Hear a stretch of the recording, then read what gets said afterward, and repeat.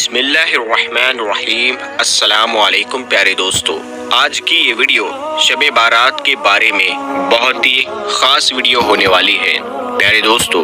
شب بارات کی ایک رات ایسی ہے جس رات کے اندر انسانی زندگیوں کے بارے میں بہت ہی امپورٹنٹ اور خاص فیصلے کیے جائیں گے، جیسے کہ کون مرے گا اور کون جیے گا اور کون اس دنیا میں ایک نئی زندگی کی شروعات کرے گا، کون اس دنیا کو چھوڑ کر اس دنیا کو الوداع کہے گا، کون غریب سے امیر بن جائے گا اور کس کی زندگی میں آفت شروع ہونے والی ہے اور کن لوگوں کے نام مردہ لوگوں کی لسٹ میں لکھ دیے جائیں گے۔ پیارے دوستو، آج کی اس ویڈیو میں ہم آپ کو بتائیں گے کہ شب بارات کی حقیقت کیا ہے، اس رات میں نامہ اعمال کیوں بدل دیے جاتے ہیں اور اس رات میں انسانوں کے بارے میں کون کون سے خاص فیصلے کیے جاتے ہیں، اور اگر خدا نہ خواستہ ہمارا نام بھی مردہ لوگوں کی لسٹ میں لکھ چکا ہو تو ہمیں کیا کرنا چاہیے۔ اس رات کتنے لوگوں کی مغفرت کی جاتی ہے، یعنی کہ چھٹکارا مل جاتا ہے، اور اس رات کون سے وہ بدنصیب لوگ ہیں جن کی مغفرت نہیں کی جاتی، اور حضور صلی اللہ تعالی علیہ وسلم نے اس رات کون کون سے کام کرنے کا ارشاد فرمایا، اور ضرورت کے حساب سے مسلمان لوگوں کو شب بارات کو کس طرح گزارنا چاہیے۔ پیارے دوستو، ان تمام سوالات کے جوابات قرآن و حدیث کی روشنی میں آج کی اس ویڈیو میں ہم آپ کو بتائیں گے، لہٰذا آپ سے گزارش ہے کہ آپ ہماری اس ویڈیو کو آخر تک ضرور دیکھیے گا۔ پیارے دوستو، شعبان المعظم کی 15ویں رات کو شب بارات کہا جاتا ہے۔ شب رات کو کہتے ہیں اور بارات کے معنی ہے بری ہونا، کیونکہ اس رات کو مسلمان توبہ کر کے اور اللہ تبارک و تعالیٰ کی بارگاہ میں اپنے گناہوں کی معافی مانگا کرتے ہیں اور اللہ تبارک و تعالیٰ کی بارگاہ میں اپنے گناہوں کو چھوڑنے کا دعویٰ کرتے ہیں، تو اللہ تبارک و تعالیٰ اپنی رحمت کے صدقے بے شمار مسلمانوں کو جہنم سے نجات یعنی رہا کر دے گا۔ اسی لیے اس رات کو شب بارات کہتے ہیں۔ حضرت عطا بن یاسار رضی اللہ تعالی عنہ بیان فرماتے ہیں کہ لیلۃ القدر کے بعد شعبان کی 15ویں رات سب سے افضل یعنی بہترین رات ہے۔ پیارے دوستو، آپ کو بتاتے چلے کہ شب بارات فرشتوں کے لیے اللہ تبارک و تعالیٰ نے عید کا دن طے کر دیا ہے، جس طرح کہ اللہ تبارک و تعالیٰ نے زمین پر رہنے والے انسانوں کو 2 عیدیں عطا فرمائی، اسی طرح اللہ تبارک و تعالیٰ نے آسمان والوں کے لیے بھی 2 عیدیں طے کر رکھی ہیں، ایک شب بارات اور دوسری شب قدر۔ انسان چونکہ یہ دونوں عیدیں دین کو مناتے ہیں، جبکہ فرشتے یہ دونوں عیدیں رات کو مناتے ہیں۔ اللہ تبارک و تعالیٰ نے ان دونوں راتوں کو فرشتوں کے لیے عید اس لیے طے کیا ہے کیونکہ انسان رات کو سو جاتا ہے، جبکہ فرشتے رات کو نہیں سوتے اور وہ ہر وقت اللہ تبارک و تعالیٰ کی عبادت میں بزی رہتے ہیں۔ پیارے دوستو، شب بارات کے بارے میں اللہ تبارک و تعالیٰ قرآن پاک میں ارشاد فرماتا ہے کہ قسم ہے اس روشن کتاب کی، بے شک ہم نے اسے برکت والی رات میں اتارا، بے شک ہم ڈر سنانے والے ہیں، اس میں بانٹ دیا جاتا ہے ہر حکمت والا کام۔ اس آیت کریمہ کے تفسیر میں یعنی ایکسپلینیشن میں مفسرین لکھتے ہیں کہ اس شب کا مطلب شب قدر یا شب بارات ہے، اور حضرت اکرمہ رضی اللہ تعالیٰ عنہ اور دوسرے مفسرین بیان کرتے ہیں کہ لیلۃ القدر مبارکہ کا مطلب ہی شب بارات ہے۔ پیارے دوستو، اس رات کے اندر ان تمام لوگوں کی فہرست یعنی لسٹ تیار کی جاتی ہے جو اس دنیا کے اندر زندہ رہنے والے ہوں گے اور جو اس سال کے اندر مرنے والے ہوں گے اور جو حج کرنے والے ہوں گے، ان تمام لوگوں کے نام اس لسٹ کے اندر لکھ دیے جاتے ہیں۔ اس لسٹ میں درج ہونے والے ہر حکم کو ماننے میں ذرہ برابر بھی کمی نہیں کی جاتی۔ حضرت عائشہ صدیقہ رضی اللہ تعالی عنہا بیان فرماتی ہے کہ رسول اکرم صلی اللہ تعالی علیہ وسلم نے ارشاد فرمایا، کیا تم جانتی ہو کہ شعبان کی 15ویں شب میں کیا ہوتا ہے؟ تو حضرت عائشہ صدیقہ رضی اللہ تعالی عنہا نے عرض کیا، یا رسول اللہ صلی اللہ تعالی علیہ وسلم، آپ ہی ارشاد فرما دیجئے۔ تو نبی کریم صلی اللہ تعالی علیہ وسلم نے ارشاد فرمایا، آنے والے سال میں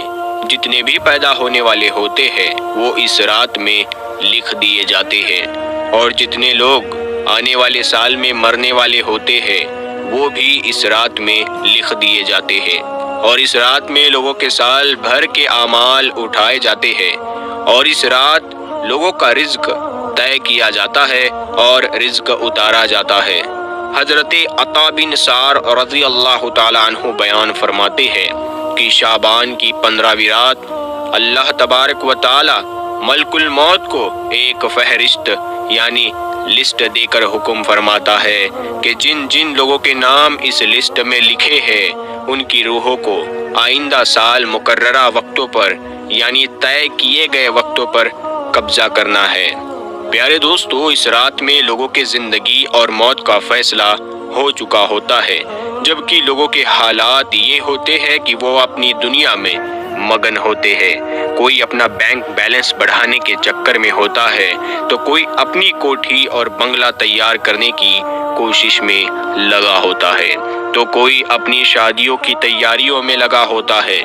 جبکہ وہ یہ نہیں جانتا کہ اس کا نام مردہ لوگوں کے لسٹ میں لکھا جا چکا ہے۔ حضرت عثمان بن محمد رضی اللہ تعالی عنہ سے مروی ہے کہ سرور کائنات حضرت محمد مصطفیٰ صلی اللہ تعالی علیہ وسلم نے ارشاد فرمایا کہ ایک شعبان سے دوسری شعبان تک لوگوں کی زندگی ختم کرنے کا وقت اس رات میں لکھا جاتا ہے، یہاں تک کہ انسان شادی بیاہ کرتا ہے اور اس کے بچے پیدا ہوتے ہیں، حالانکہ اس کا نام مردہ لوگوں کی لسٹ میں لکھا جا چکا ہوتا ہے۔ پیارے دوستو، شب بارات کی ایک بہت بڑی خاصیت یہ بھی ہے کہ اس رات میں اللہ تبارک و تعالی بے شمار لوگوں کی بخشش فرماتا ہے، جیسا کہ حضرت عائشہ صدیقہ رضی اللہ تعالی عنہا بیان فرماتی ہے کہ ایک رات میں نے حضور اکرم صلی اللہ تعالی علیہ وسلم کو اپنے پاس نہ پایا تو میں آپ کی تلاش میں نکلی۔ میں نے دیکھا کہ حضور پاک صلی اللہ تعالی علیہ وسلم جنت البقیع میں تشریف فرما ہے، اور آپ صلی اللہ تعالی علیہ وسلم نے فرمایا، کیا تمہیں یہ ڈر ہے کہ اللہ تبارک و تعالی اور اس کا رسول تمہارے ساتھ زیادتی کریں گے؟ میں نے عرض کیا کہ یا رسول اللہ صلی اللہ تعالی علیہ وسلم، مجھے یہ خیال ہوا کہ شاید آپ کسی دوسری بیوی کے پاس تشریف لے گئے ہیں، تو حضور پاک صلی اللہ تعالی علیہ وسلم نے ارشاد فرمایا، بے شک اللہ تبارک و تعالی شعبان کی 15ویں رات آسمان دنیا پر اپنی شان کے مطابق جلوہ گر ہوتے ہیں، اور قبیلہ بنو کلب کے بکریوں کے بالوں سے بھی زیادہ لوگوں کی مغفرت یعنی چھٹکارا دے دیتے ہیں۔ حضرت ابو بکر صدیق رضی اللہ تعالی عنہ روایت کرتے ہیں کہ حضور اکرم صلی اللہ تعالی علیہ وسلم نے ارشاد فرمایا کہ شعبان کی 15ویں شب میں اللہ تبارک و تعالی آسمان دنیا پر اپنی شان کے مطابق جلوہ گر ہوتے ہیں، اور اس رات میں ہر کسی کی مغفرت فرما دیتے ہیں سوائے ان لوگوں کے جو شرک کرنے والے ہو اور بغض رکھنے والے ہو۔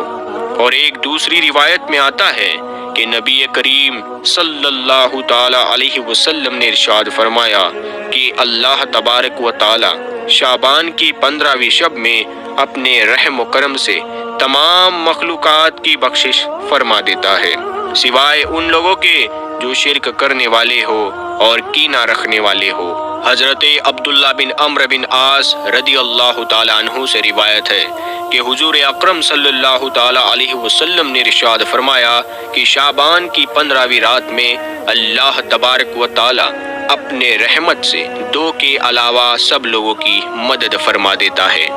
ایک وہ انسان جو کینہ رکھنے والا ہو، اور دوسرا وہ انسان جو کسی کو ناحق قتل کرنے والا ہو۔ پیارے دوستو، شب بارات میں فرشتوں کو کچھ کام دیے جاتے ہیں، اور شب بارات ایک ایسی رات ہے جس میں اللہ تبارک و تعالی مسلمانوں کی مغفرت فرماتا ہے اور دعاؤں کو قبول کرتا ہے، جیسا کہ حضرت عثمان رضی اللہ تعالیٰ عنہ روایت کرتے ہیں کہ حضور اکرم صلی اللہ تعالیٰ علیہ وسلم نے ارشاد فرمایا، جب شعبان کی 15ویں رات آتی ہے تو اللہ تبارک و تعالیٰ کی طرف سے یہ اعلان ہوتا ہے کہ ہے کوئی مغفرت مانگنے والا کہ اس کے گناہ بخش دوں، ہے کوئی مجھ سے معافی مانگنے والا کہ اسے عطا کروں۔ اس وقت اللہ تبارک و تعالیٰ سے جو مانگا جائے وہ سب ملتا ہے، وہ سب کی دعا کو قبول فرماتا ہے سوائے بدکار عورت اور مشرک انسان کے۔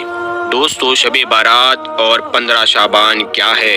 شب ہندی میں کہتے ہیں رات کو، اور بارات کا مطلب ہے بری ہونا، آزاد ہونا، یعنی گناہوں سے بری ہو جانا، چھوٹ جانا۔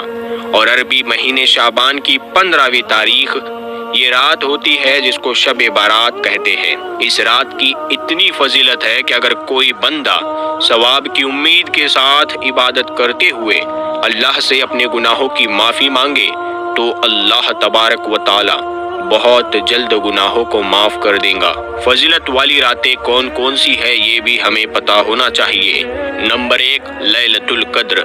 جو رمضان کے آخری عشرے میں ہوتی ہے۔ نمبر 2 عید الفطر کی رات۔ نمبر 3 عید الاضحیٰ عید قربانی کی رات۔ نمبر 4 15 شعبان کی رات یعنی شب بارات۔ اس رات کی کیا خاصیت ہے؟ جیسے پورے سال کا بجٹ سرکار پیش کرتی ہے کہ پورے سال کیا ہوگا، اسی طرح اس رات میں آنے والے سال کے تمام قدرتی کاموں کا لیکھا جوکھا اللہ تبارک و تعالی فرشتوں کو دے دیتا ہے، جیسے لوگوں کی زندگی اور موت وغیرہ کے فیصلے۔ کیا پیارے دوستو اس رات کوئی خاص عبادت ہے؟ تو اس کا جواب ہے نہیں۔ اس رات میں کوئی عبادت خاص نہیں جو سنت سے ثابت ہو، لیکن ہاں نفلی عبادت کوئی بھی کر سکتا ہے، جیسے نفل نماز پڑھنا، قرآن کی تلاوت کرنا، اللہ تبارک و تعالیٰ کا ذکر کرنا، دعا کرنا، کیونکہ یہ رات بخشش کی رات ہے، اسی لیے اللہ کے سامنے اپنے گناہوں کی معافی ضرور مانگنی چاہیے۔ دوستو، کیا اس رات میں صلاۃ التسبیح پڑھنا ضروری ہے؟ تو اس کا جواب ہے نہیں۔ جیسا کہ ہم نے آپ کو بتایا اس رات میں کوئی عبادت خاص نہیں ہے، لیکن ہاں نفلی عبادت جو بھی چاہے کر سکتے ہیں۔ جہاں تک صلاۃ التسبیح کی بات ہے تو یہ نماز نفل ہے اور فضیلت والی ہے، آپ چاہے تو پڑھ لے، کیونکہ اس نماز کی اتنی فضیلت ہے کہ اس کو صرف اسی رات میں نہیں بلکہ پورے سال میں کئی بار پڑھنا چاہیے۔ دوستو، بہت سے لوگ یہ سوال کرتے ہیں کیا صلاۃ التسبیح کی جماعت کے ساتھ نماز پڑھی جاتی ہے؟ تو اس کا جواب ہے نہیں۔ نفل نماز جماعت کے ساتھ نہیں پڑھی جاتی، بلکہ اسے الگ الگ اپنے اپنے طور پر پڑھے۔ اس رات میں عبادت مسجد میں کرنی چاہیے یا اپنے گھر میں کرنی چاہیے؟ تو اس کا جواب ہمارے نبی صلی اللہ تعالیٰ علیہ وسلم نے فرمایا کہ اپنے گھروں کو قبرستان نہ بناؤ۔ مطلب یہ ہے کہ فرض نمازوں کے علاوہ نفل، سنتوں اور ذکر سے اپنے گھر کو منور اور روشن کرو۔ اور اس رات میں عبادت نفلی ہے، اسی لیے یہ گھر میں کرے تو زیادہ بہتر ہے، کیونکہ نفلی عبادت کے لیے لوگوں کا اکٹھا کرنا ٹھیک نہیں ہے، اپنے طور پر جتنا ہو سکے کرنا چاہیے۔ اور یاد رکھے دوستو، اس رات میں ایسا کوئی کام نہ کرے جس سے آپ کے نامہ اعمال میں گناہ لکھے جائے، جس سے اللہ تبارک و تعالیٰ آپ سے ناراض ہو جائے، اور کوئی ایسا فیصلہ نہ ہو جائے آپ کے حق میں جو آپ کے لیے بہتر نہ ہو۔ تو خدا کے لیے ایسا کوئی کام نہ کرے جس سے اللہ اور اس کے رسول صلی اللہ تعالیٰ علیہ وسلم ناراض ہو جائے۔ ہم امید کرتے ہیں کہ آپ کو آج کا ہمارا یہ ویڈیو پسند آیا ہوگا۔ آپ اس ویڈیو کو اپنے تک ہی